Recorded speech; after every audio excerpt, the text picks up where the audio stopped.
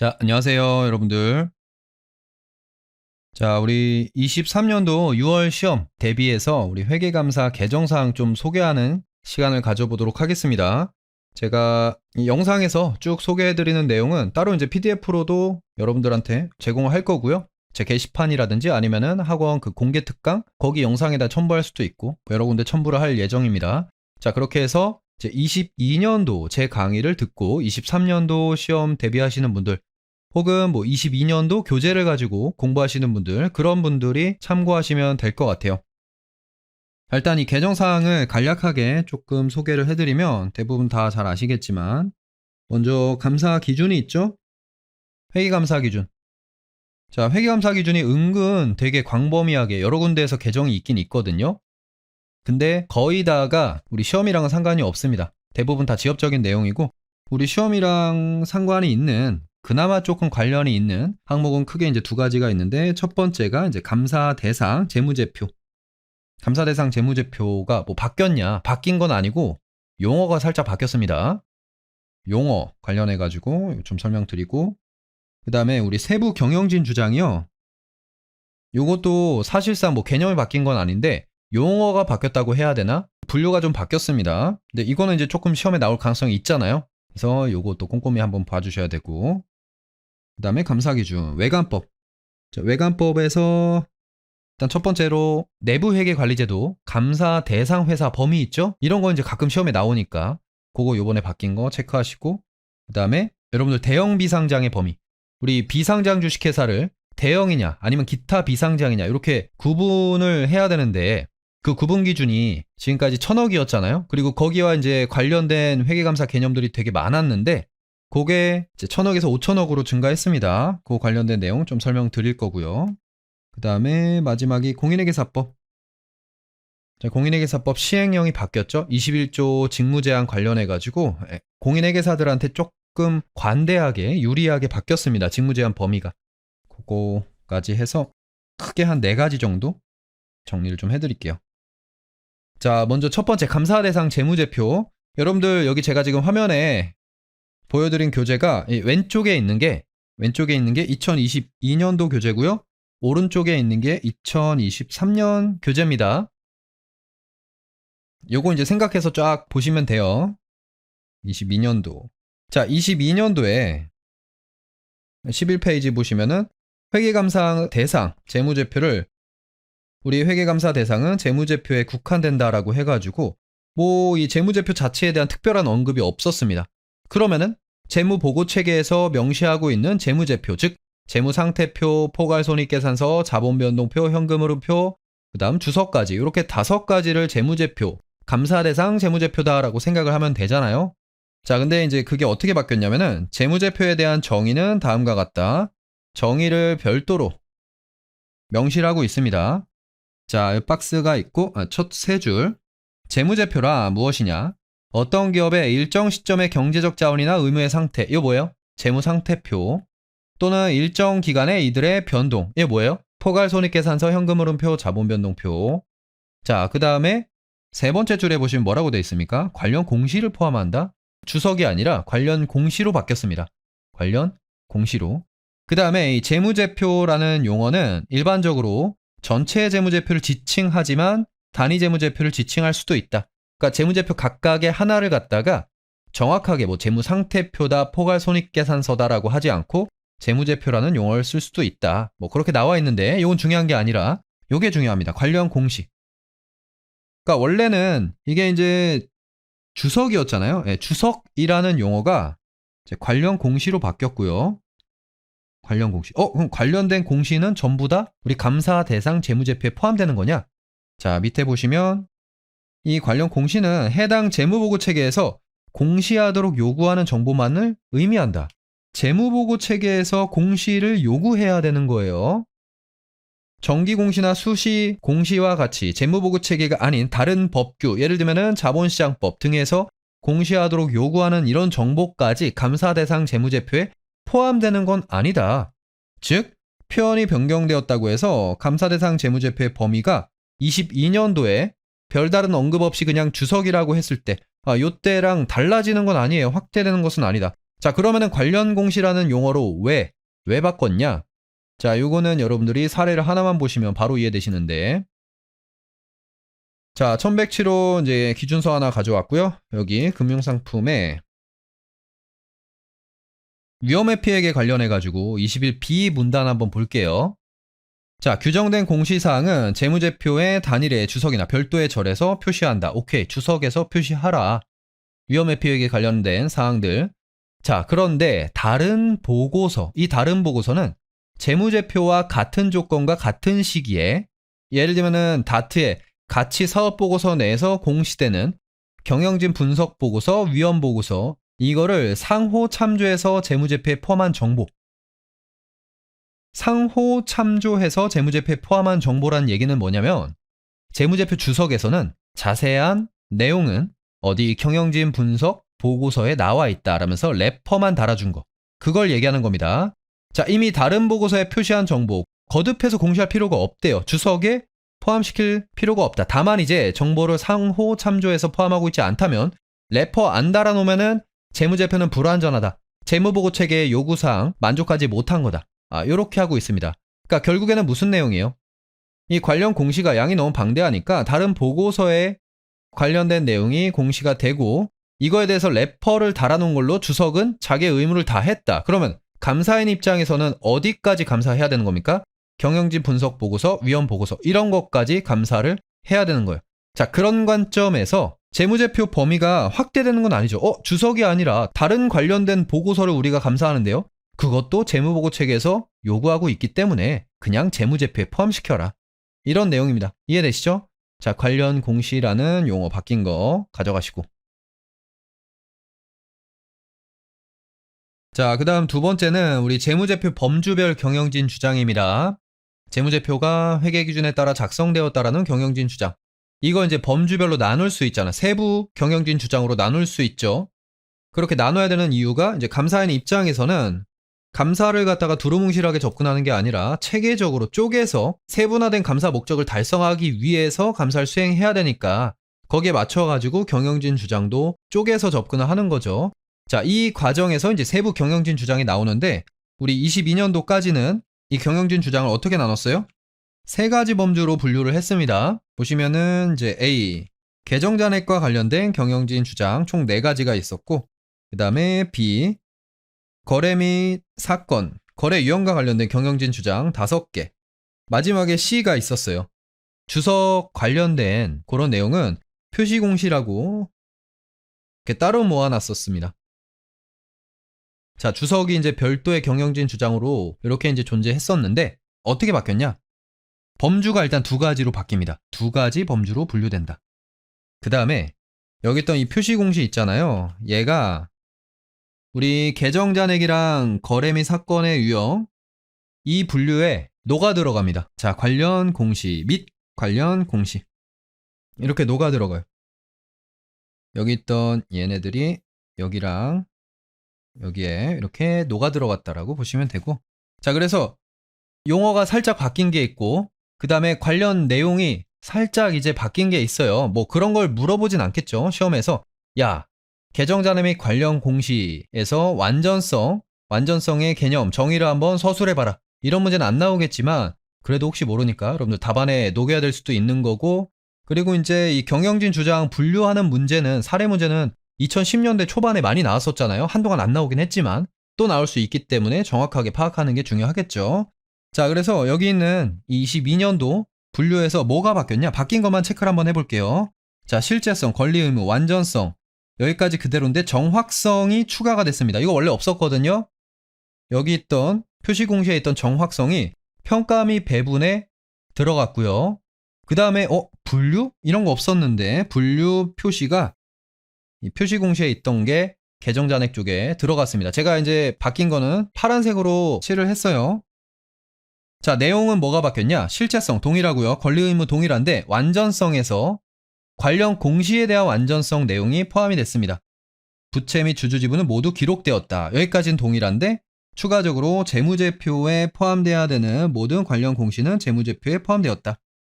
그러니까 계정잔액 관련해가지고 엮여있는 주석이 있을 때 그 주석 공시사항이 누락된 거 그것도 우리가 하나의 경영진 주장, 완전성으로 체크를 해야 된다 이거죠. 오케이.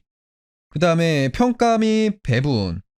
평가 및 배분 같은 경우는 원래는 이제 적합한 금액으로 재무제표에 계상되고 평가 배분 결과는 적절하다. 여기까지거든요. 근데 또 추가적으로 관련 공시는 적합하게 측정되고 기술되어 있음.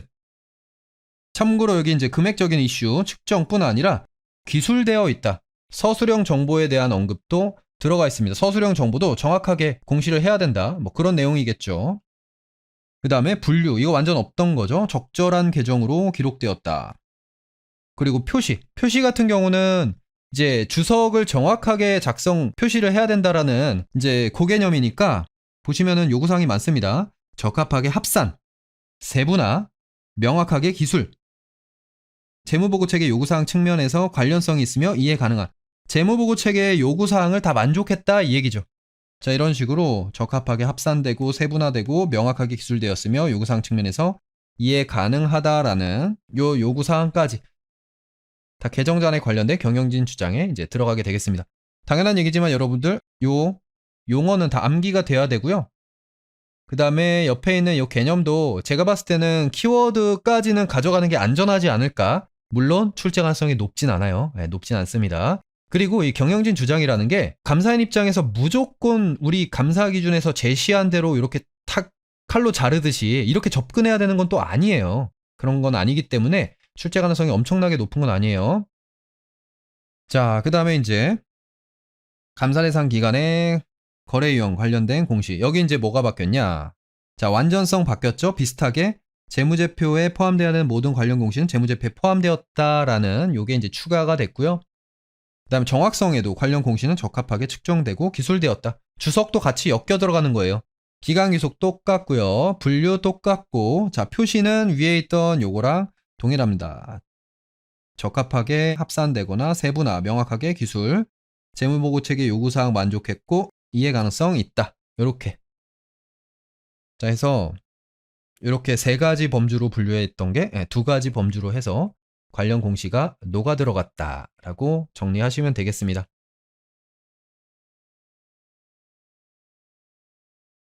자, 그 다음에 세 번째는 우리 외관법 내용이죠. 내부회계관리제도 감사 대상 회사 범위랑 그 다음에 대형 비상장에 해당되는 그런 이제 자산 총계 범위 이렇게 두 가지인데요. 자, 먼저 22년도 여기 표를 보시면은 내부회계관리제도 감사 대상 회사가 22년까지는 어때요? 1천억 이상 회사면은 다 감사를 받는 거였고 23년도에는 전체 주권 상장법인으로 그 감사 대상 회사의 범위가 확대될 예정이었습니다. 자, 이렇게 될 예정이었어요. 이게 이제 22년도 교재니까. 그랬는데 이게 이제 개정이 됐죠. 자, 일부 개정안 보시면 직전 사업연도 말 자산 총액 1천원 미만인 주권 상장법인 23년도부터 감사를 받았어야 했는데 내부회계관리제도 외부감사를 면제를 해줬습니다. 중소기업의 부담을 완화하기 위해서 이제 대통령령으로 이게 면제가 됐고, 그래서 여러분들은 이렇게 알고 계시면 돼요. 주권상장법인 중에서 모든 주권상장법인은 내부회계관리제도를 구축 운영해야 될 의무를 가지고 있죠. 근데 그 중에서 직전 사업연도 말 자산 총액 1천원 미만이다? 그러면 감사받지 않고 검토만 받아도 돼요. 검토는 다 받아야 됩니다. 감사를 받지 않아도 된다. 제외한다로 한다. 요거는 이제 개정됐다라고 보시면 되고요. 그 다음에 이제 요거 말고 또 하나 뭐가 있었냐면은 우리 연결 기준은 몰라도 될 것 같고 내부회계관리제도 운영해야 되는 회사, 구축 운영 의무가 있는 회사가 일단 전체 주권 상장법인이었죠. 요건 바뀐 거 없고 그 다음에 직전 사업연도 말 자산 총액 1천억 이상인 비상장 회사 요렇게 이제 되어 있었는데 한마디로 대형 비상장이 내부회계관리제도를 운영해야 했는데 이게 이제 보시면은 자, 여기 교재에는 안 나왔는데 이것도 요거 제가 필기노트로 정리할게요. 자, 여기 직전 사업연도 말 자산 총계 기준으로 묶이는 내용들 제가 기본 강의 때 쭉 정리해 드린 게 있거든요. 자, 요 그림으로 좀 설명을 드리면 자, 일단 여기 주권 상장법인이랑 비상장으로 나눠 놨습니다. 자, 상장법인 같은 경우 이제 자산 총계 기준이랑 상관없이 모든 모든 회사는 어때요? 내부회계관리제도 운영해야 될 의무가 있고요. 외관법에 따라서. 그 다음에 최소한 검토는 받아야죠. 그 다음에 방금 전에 말씀드렸지만 요 1000억, 직전 사업연도 말 1000억 이상이면은 감사받아야 됩니다. 1000억 미만의 경우는 감사 면제. 요게 이제 올해 원래 여기까지 내려갈 예정이었는데 바뀌었다는 거고요. 그렇게 여러분들 기억해 주시면 되고, 노란색. 그 다음에 이제 여기 보시면은 비상장에서 우리 대형 비상장이란 용어가 있었잖아요. 자, 근데 대형 비상장이 대통령령에 의해서 원래는 1000억이었어요. 1000억 이상이면은 대형 비상장이다. 여기 이제 걸려있는 게 되게 많았잖아요, 여러분들. 기억나세요? 우리 감사 대상 회사가 주대금인 경우, 그리고 플러스 지정 감사인 경우, 이런 경우는 이제 감사받은 감사를 할 수 없었습니다.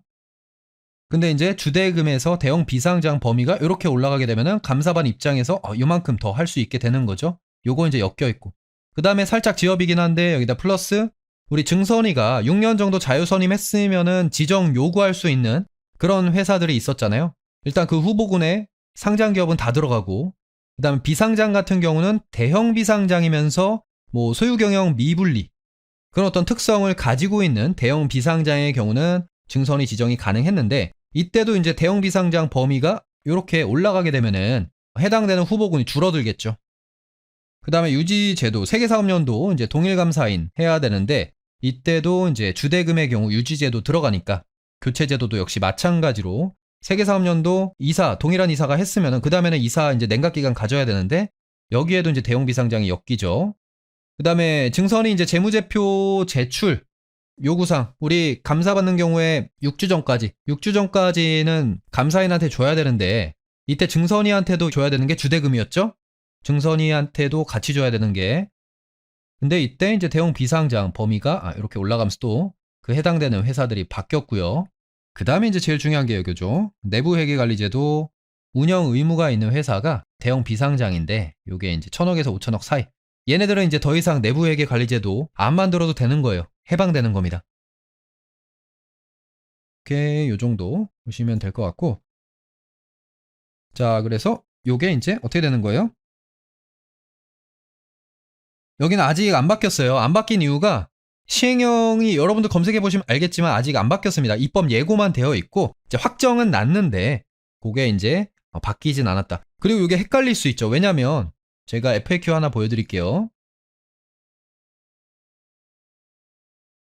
지금 대형 비상장 관련해가지고 이게 지금 2023년도 중간에 바뀌는 건데 언제부터 그럼 적용하는 거냐? 라고 했을 때 여러 가지 걸려있는 것들에 대해서 좀 헷갈릴 수 있는 게 있다. 근데 이렇게까지 막 FAQ에 나오는 정도로 이 복잡한 내용, 구체적인 내용이 여러분들 시험에 나오진 않겠지만 그냥 이해를 위해서 조금 소개를 해드리면은, 확정은 됐지만 입법 예고 중인 대형 비상장, 재개될 비상장 회사 2023년도 감사계약 체결 시 대형 비상장 회사에게 부과되는 감사인 선임 절차. 여러분들 기타 비상장의 경우는 감사인 선임 과정에서 주대금에게 요구되는 그 선임 절차가 없잖아요. 그쵸? 근데 이거 언제부터 그러면 우리 이거 해방되는 거냐? 보시면 2023년 사업연도 감사계약 체결부터 1000억에서 5000억 사이에 있던 회사들은 해방이 되는 겁니다. 그리고 또 보시면 재무제표 동시 제출, 요것도 언제부터 이제 제출하면 되냐면은 2022년도까지는 너네 1000억에서 5000억 사이야? 그럼 제출해야지. 얘네들은 제출해야 되는 거고요. 23년도 이 재무제표를 감사인에게 제출할 때, 이거 언제가 되겠어요? 2024년 초가 되겠죠. 그때부터 제출 의무가 없는 거예요. 이해되시죠? 오케이. 주기적 지정. 뭐 대충 느낌 오셨을 테니까 넘어가겠습니다. 자, 오케이. 이렇게 보시면 되고. 자, 그 다음에 마지막 네 번째. 이거는 출제 가능성이 좀 높다라고 생각이 됩니다. 이제 공인회계사법 시행령이 바뀐 게 있어요. 자, 여러분들 공인회계사법 21조랑 33조 이제 직무제한 관련된 내용들이잖아요. 공인회계사 개인에게 적용되는 직무제한, 그 다음에 그 개인이 만약에 파트너면은 적용되는 경우랑, 그 다음 회계법인에게 적용되는 직무제한.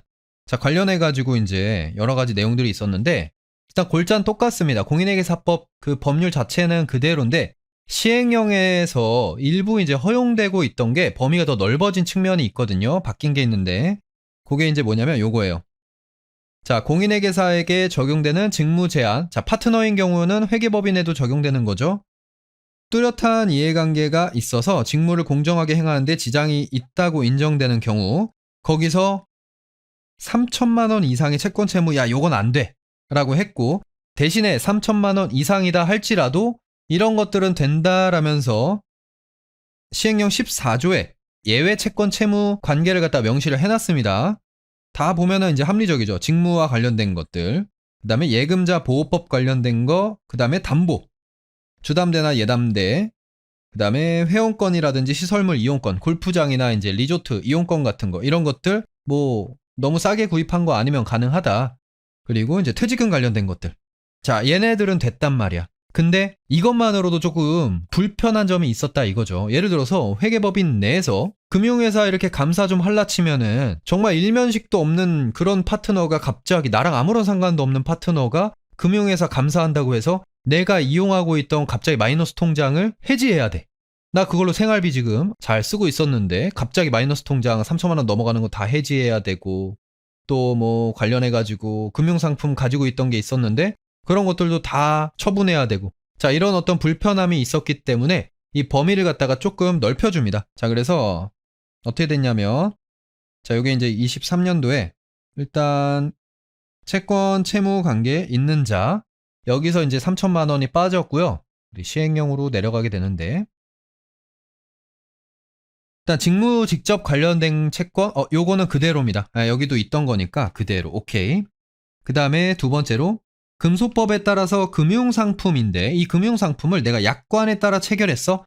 한마디로 특수한 계약, 당사자들 간의 어떤 누구에게 유리하거나 불리한 계약으로 발생한 게 아니라 약관에 따라 체결한 시장에서 실제로 이루어지는 그런 거래 조건에 따라서 채권 채무가 생겼어. 야, 그 중에 일부는 가능하다. 그 일부가 이제 오른쪽에 나와 있는데 보시면은 첫 번째 감사 기간 중에 만기를 연장한 계약으로 발생한 채권 또는 채무. 그래서 주담대랑 예담대 이런 것들 원래 있던 거 만기를 연장한 거는 괜찮다. 그 다음에 보험상품 요것도 원래 있던 거 만기를 연장하는 거 괜찮다. 자 여기서 보시면은 주담대랑 예담대 같은 경우는 이거는 만기 연장하는 것뿐 아니라 그냥 그 이후에도 가능한 걸로 나오는데 그래서 요게 이제 엄밀히 따지면은 약간 관대하게 허용해 준 것도 있고 오히려 좀 엄격해진 것도 있습니다. 그것도 정리를 해드릴게요. 자 어쨌든 요렇게 가져가고 그 다음에 동그라미 2번에서는 건축물이나 주택 분양 관련해가지고 집단대출 있잖아요. 일괄적으로 체결한 대출계약으로 발생한 채무 분양받으면서 분양사가 뭐 끼고 와요? 은행 끼고 와가지고 거기서 이제 일괄 상품으로서 쫙 이렇게 분양해주는 거 그거 이제 없었죠. 여기 없던 겁니다. 3천만 원 초과하면 못 받는데 그게 이제 풀렸고 그 다음에 신용카드 관련해가지고 2개월 이내 연체되지 않은 거 그리고 1번부터 3번까지 채권 채무 이외의 것으로서 계약 체결 전에 발생한 채권 또는 채무 이제 요게 계약 체결 전 이게 크리티컬하죠. 그러니까 잡다구리한 금융상품 중에서 금융상품 잡다구리 중에서 이 감사계약을 체결하기 전에 원래부터 가지고 있던 거 그냥 계속 가지고 있게 해주는 거예요. 예전에는 어땠어요? 그런 게 없습니다. 없으면 어떻게 하죠? 3천만 원 초과하면 다 처분해야 했어요. 이게 이제 조금 관대해진 거라고 볼 수 있고요. 합리적으로 조정된 거다. 자, 그 다음에 2번 받고 또 역시나 약관에 따라 구입한 건데 회원권, 시설물 이용권 자 근데 요것도 계약 체결 전에 구입한 것만 가능하게 돼가지고 이거는 살짝 엄격하게 된 거예요. 원래는 어땠어요? 표준 약관에 따라 구입하면은 감사계약 체결 이후에 우리가 구입을 해도 상관이 없었는데 이번에는 조금 엄격하게 계약 체결 전에 구입한 것만 회원권, 시설물 이용권 허락해준다. 그 다음에 요거 4번은 그대로 가는 겁니다. 퇴직연금 등 채권은 원래 똑같고요. 그 다음에 비자발적으로 발생된 채권 또는 채무 여긴 안 나왔는데 원래 있던 거예요. 요것도 원래 있던 거 원래 있던 거는 지우고 그 다음에 동그라미 6번 1번부터 5번 이외의 상거래를 위해 약관에 따라 체결된 계약으로 발생한 3천만 원 미만의 채권 또는 채무 상거래니까 이거 뭐예요? 우리 제품 산 거잖아요. 찾아보니까 3천만 원 미만이면은 소나타 이제 옵션 조금 넣어서 한 중간급으로 사면은 3천만 원 미만으로 할부 계약할 수 있더라고요. 딱 그거 생각하시면 됩니다. 소나타 중간급, 그랜저는 옵션 다 뺀 것도 이제 3천만 원 넘어가기 때문에 그랜저는 안 되고, 소나타 조그만 거 하나 사면은 그거 어떻다? 그거 안 팔아도 된다. 할부로 샀을 때 얘기하는 겁니다. 현금 거래는 상관없죠, 당연히. 할부로 상거래하는 경우에 이때 약관에 따라서 3천만 원 미만까지는 오케이 한다 라고 해서, 관련해가지고 더 엄격해진 게 있고 조금 느슨해진 게 있는데, 요거를 제가 또 정리를 해드리면,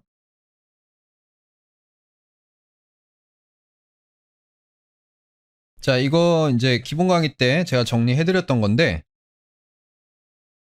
일단은 새롭게 생긴 개념 중에 하나가 채권 채무가 언제 발생했는지, 감사계약 체결 전이냐 체결 후냐에 따라서 되는 것도 있고 안 되는 것도 있고 이제 바뀌었잖아요, 새롭게.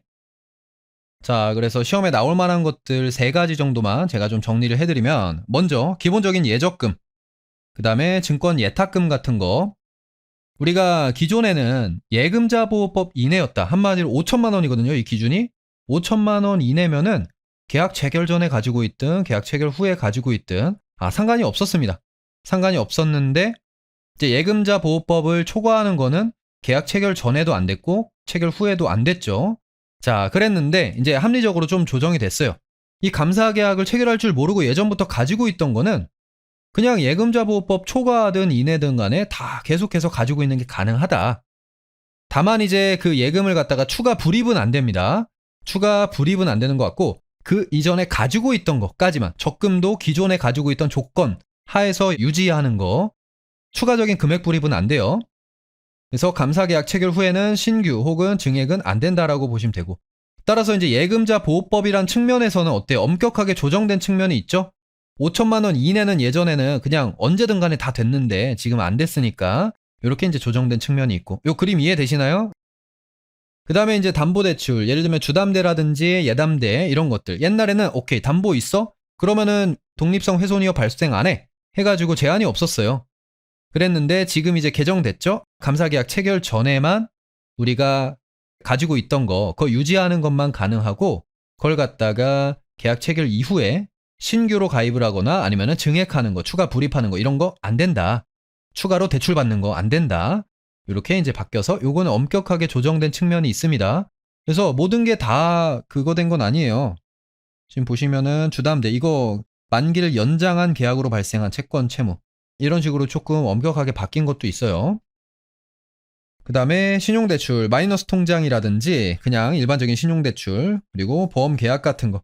자, 이런 것들은 이전에는 따로 구분이 없었기 때문에 어디 묶여 들어갔습니까? 3천만 원 이내에 묶여 들어갔어요. 3천만 원 이내면은 계약 체결 전이나 후나 다 가능했다. 근데 초과하는 경우는 계약 체결 전에 있던 거는 없애야 됐고, 체결 후에도 당연히 안 됐고.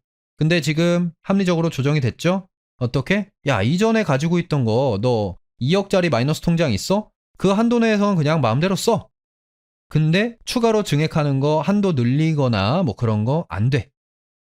신규로 새로 계약하는 것도 안 돼. 이런 식으로 이제 좀 합리적으로 조정이 됐다라고 보시면 되겠습니다. 얘네들이 이제 바뀐 부분이니까 체크해 주시고, 요즘 공인행사법 시행령 관련해가지고 혹은 윤리기준 관련해서 좀 지엽적인 내용들이 조금씩 나오거든요. 물음 1개씩 해서 나올 수 있으니까 잘 가져가시면 될 것 같아요. 자, 오케이. 이렇게 해가지고 개정사항 정리했고, 이 관련된 내용 2023년도 교재 기준으로 제가 잘 정리해가지고 PDF로 올려드릴 테니까 그걸로 잘 정리하시면 되겠습니다. 자, 감사합니다.